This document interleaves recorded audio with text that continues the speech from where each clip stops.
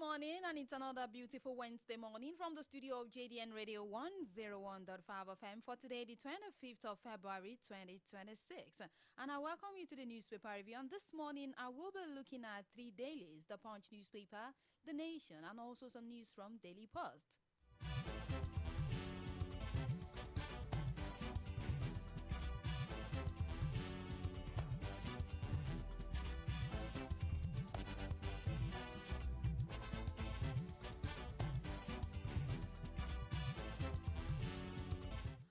My name is Abiodun Samson, and this morning I will be starting off with the Punch newspaper with this headline that says Tinubu picks DSU for pre-2027 security boost, DIGs to retire. Oil revenue shake-up, state backs Tinubu executive order. Diris COS cleared as Bayelsa deputy governor. Recapitalization, banks raise 4 trillion naira ahead of March deadline.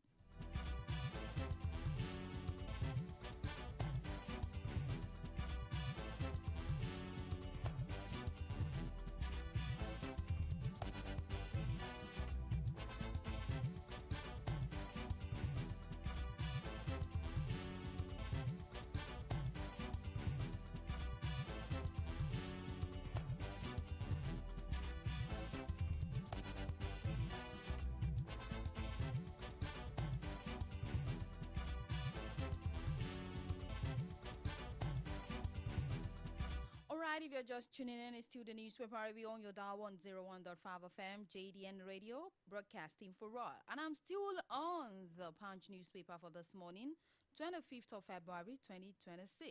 And this headline that says federal government slammed as medical tourism eats $550 million annually. And also, renewed Hope Summit, Tinubu wades into SGF, earlier power tussle, and 395 million naira for e-transmission out for INEC's 873 billion naira budget. And also on the Punch newspaper, MPC's modest rate cut send a positive signal, says OPS.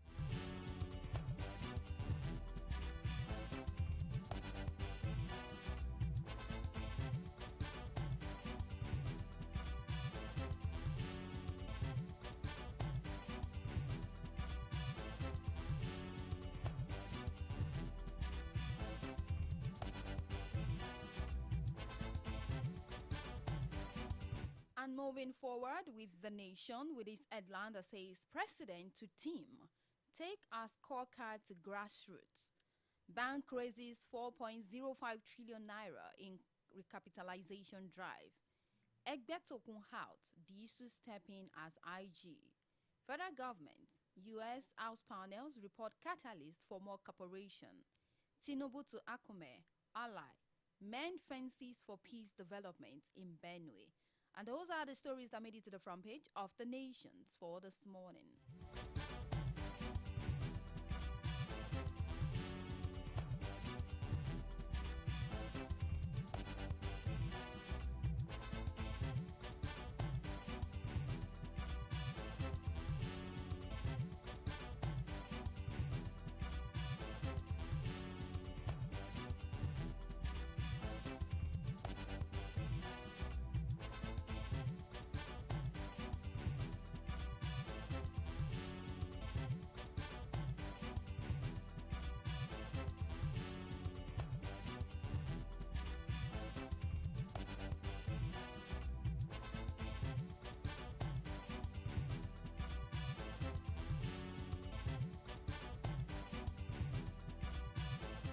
And on Daily Post for this morning with this headline that says security won't guaranteed.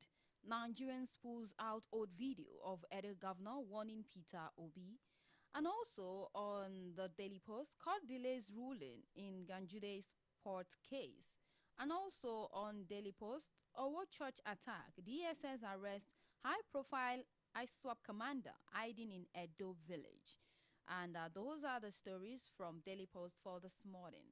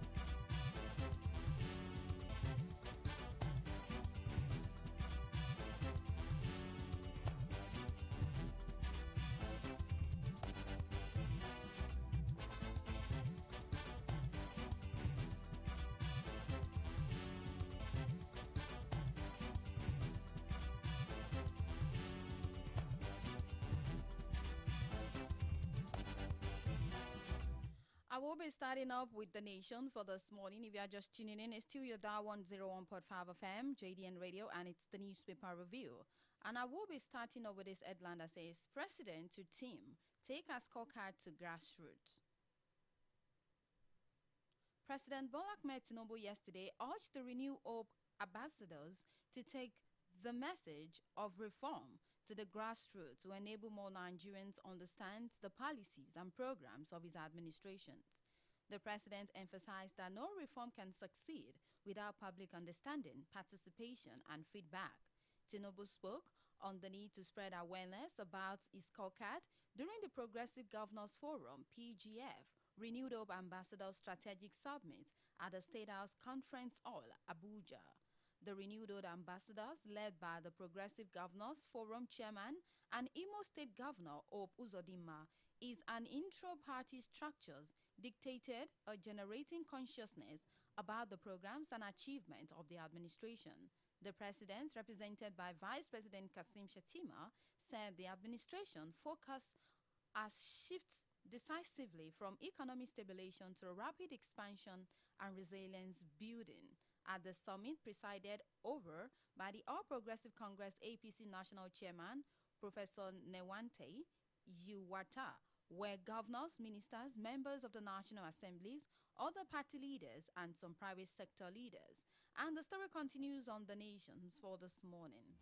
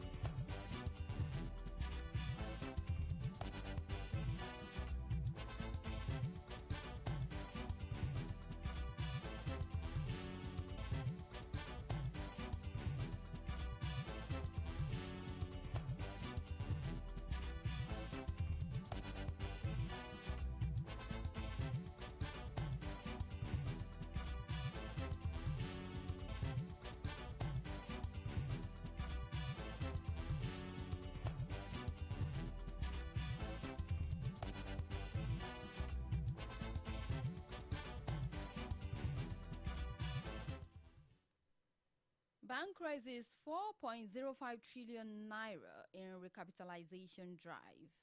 Central Bank of Nigerian CBN Governor Olayemi Cardoso yesterday affirmed that 20 banks have fully met the new minimum capital requirements.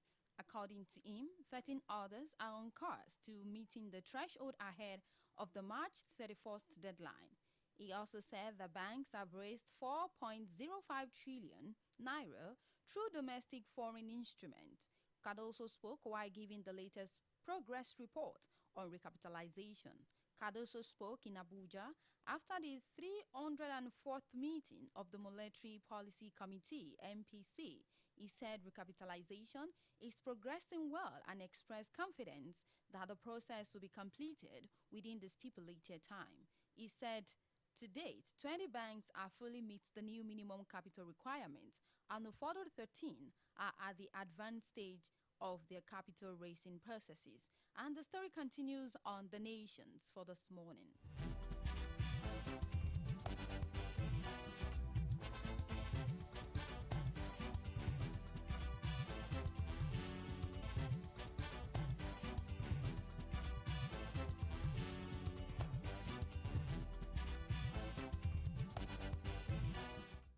Egbetokun out, Disu steps in as IG.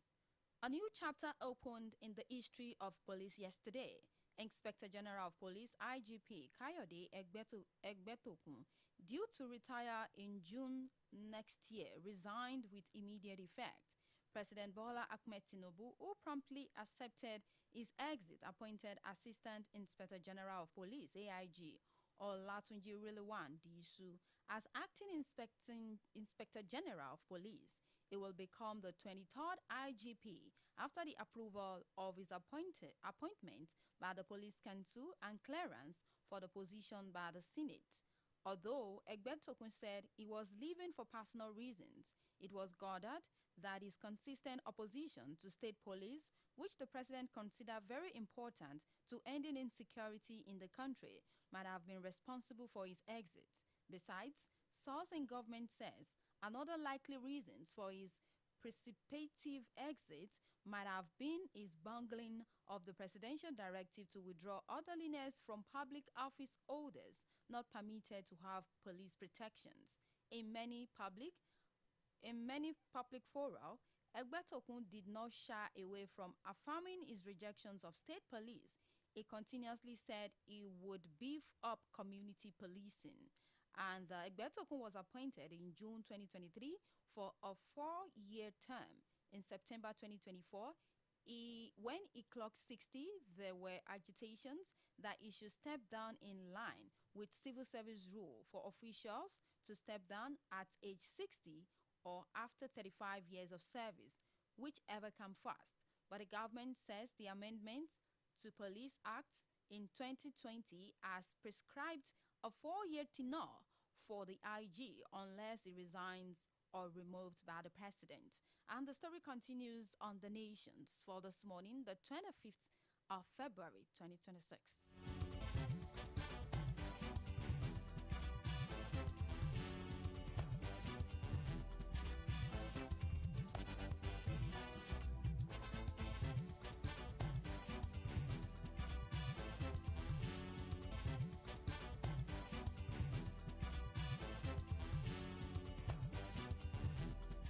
Still on The Nation for this morning, federal government, U.S. House panels report catalyst for more cooperation. United States Congressional Committee reports on Nigeria is a catalyst for a broader cooperation between both countries, the federal government has said, while admitting that part of the country continues to face serious security challenges.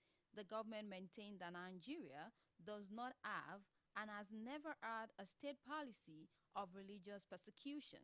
Minister of Information and National Orientation, Mohammed Idris, in a statement yesterday, explained that the violence being confronted by the country's security agencies is not driven by government policy or religious bias, but by complex security threats, including terrorism, organized criminality, and long-standing communal tension. He also pointed out efforts by the Tinubu administration to contain strengthening coordinating military and law enforcement operations across affected regions, following allegations of genocides against Christians raised by Congressman Riley Moore last year.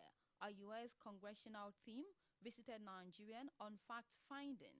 The team met with federal officials, including National Security Advisors Nuhu Ribadu, and met with some governors during their visit to the states. Thereafter, the U.S. decided to assist Nigeria, leading on airstrikes on a terrorist camp on December 24th in Sokoto State. The final report of the fact-finding team was on Monday submitted to President Donald Trump. And the story continues on The Nations for this morning.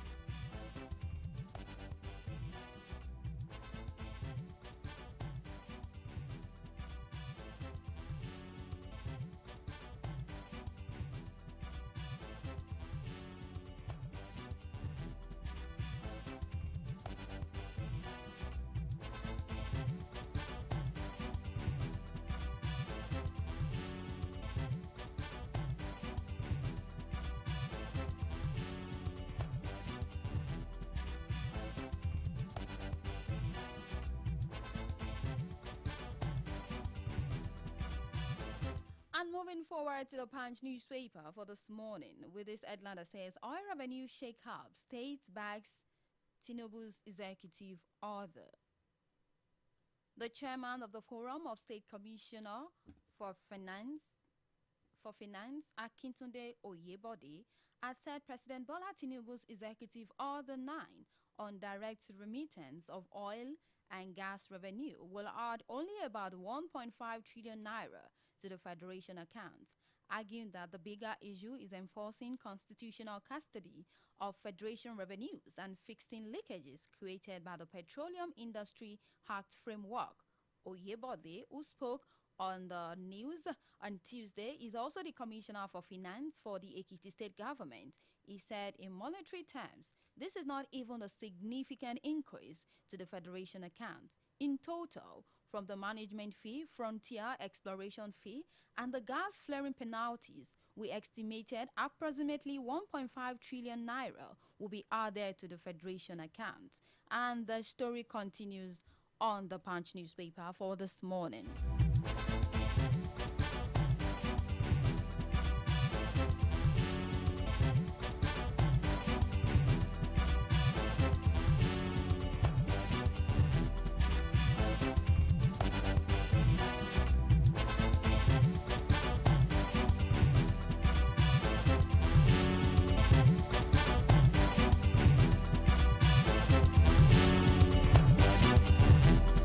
Still the newspaper review on your dial 101.5 FM JDN Radio, and I'm still on the Punch newspaper for this morning, the 25th of February 2026. With this headline that says federal government slammed as medical tourism eats $550 million annually. The federal government has come under criticism as foreign exchange outflow for Earth-related travels by Nigerians surged to $549.29 million in the first 9 months of 2025, a 17.96% increase from $465.67 million in the same period of 2024. Analysts and health experts slammed the government for failing to curb medical tourism despite repeated pledges to improve local healthcare infrastructures and reduce dependence on treatment abroad.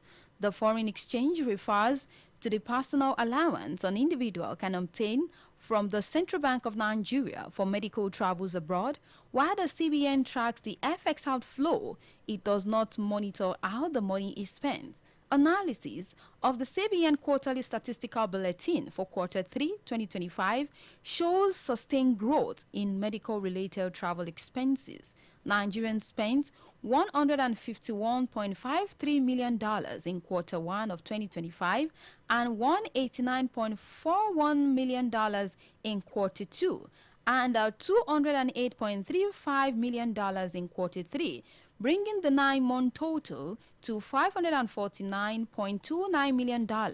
By comparison, the same period in 2024 recorded $142.95 million, $153.67 million, and $169.04 million, respectively. The increase underscores persistent demand for healthcare abroad, particularly for critical treatments such as cardiovascular procedures and other specialized care. Experts say the client trust in local health service and systematic disruptions continue to drive Nigerians with financial means to seek treatment overseas. And the story continues on the Punch newspaper for this morning.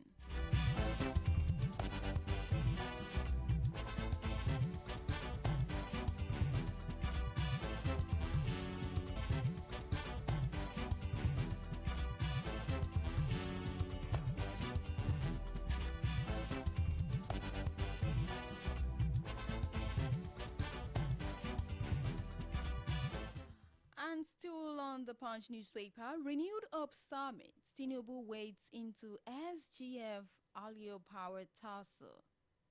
President Bola Tinubu has waded into the lingering political rift between the Secretary to the Government of the Federation, Senator George Akume, and Benue State Governor Aisant Alia, urging the elder statesmen to mend fences with the governor for the development of the state.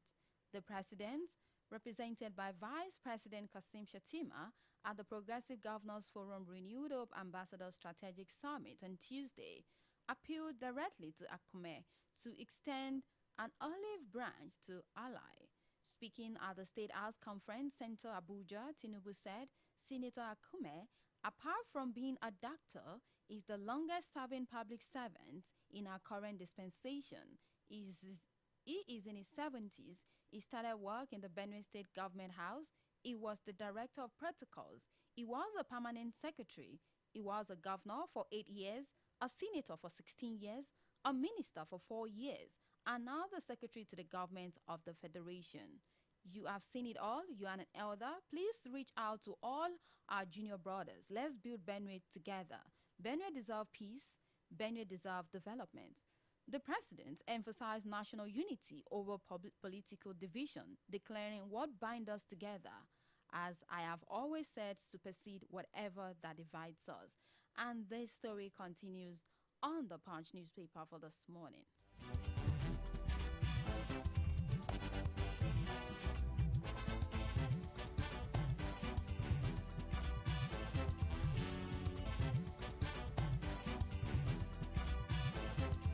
And in the next 2-3 minutes, if you want to be part of the newspaper review via your contribution by calling to the studio line on 07048 001015 and 08022102163. And these are the headlines I read from the Punch for this morning. I read on the renewed Hope Summit that I just read now that Tinubu wades into SGF Alio Power tussles. And I read our federal government slams as medical tourism eats 550 million annually. And I also read stories from the nations as well. So whichever one you want to be part of for this morning, you can call into the studio line. And on the nations, I read our president to theme to take our scorecard to grassroots. And also the bank raises 4.05 trillion naira in recapitalization drive. Egbeto Kun out, Disu step in as IG. And also, federal government, U.S. House panels report catalyst for more cooperation. And those are the stories I read from the nations for this morning. Hello. Hello. Hello, good morning. Your name and where you're calling from? Good morning. Good morning. I am Larry. I'm calling from 110. Oh, Mr. Larry, good morning. Good morning. I want to speak on the IGP remover. Okay. Well, since I've grown up, I don't know about the past people, but at least from this democratic regime, I've never seen any IGP, Inspector General of Police, being celebrated out of office. They have always been removed. Even the most celebrated IG, which was Kasaba Logun, was removed. So the exit of one is the entry of the other one. But the most important thing is, if the security sector of the country is improving, we are not going to be dissatisfied by it. But working against state policing is what we don't really know much, because our own advocates, people that knows much about security sector, will not speak. That's the problem we have in this country. If it's going to work better for us to have state policing, local policing, even community policing, then we should welcome everything. That's just so that it will look like if Egbeto Kun happen to be from the north, it will be as if it's tribalism, but it is a Yoruba man. So we are good to go as far as increasing the security sector of the country. That's the question. All right, thanks so much for your contribution, Mr. Larry from 110. Your contribution is highly valuable for this morning on the newspaper review. And that will be giving us a wrap on the newspaper review on JDN Radio 101.5 FM. And if you still have intentions of calling in, as you know that the newspaper review does not stop here, it's coming in Yoruba language version in the next 4 minutes. That is on our phone, where you can just call in and express every of your mind on the newspaper review in Yoruba language translation. Do not forget that the newspaper review continues tomorrow, same time, 7:30 to 8 a.m.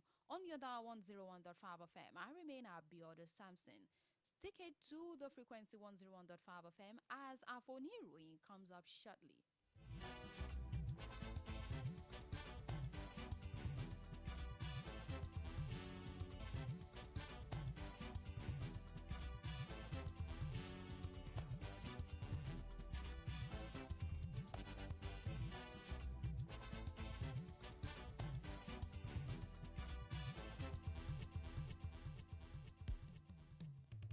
gbé kúrò ẹ má yí kúrò ẹ má gbé kúrò ó yẹ.